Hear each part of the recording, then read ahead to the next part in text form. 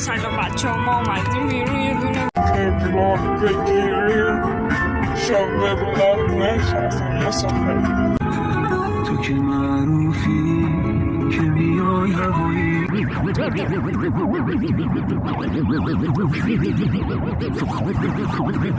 هستن که باگی سانسو یکم برای ما حرف بزن.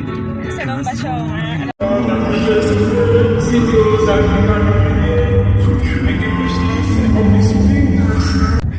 آمریکایی های خیلی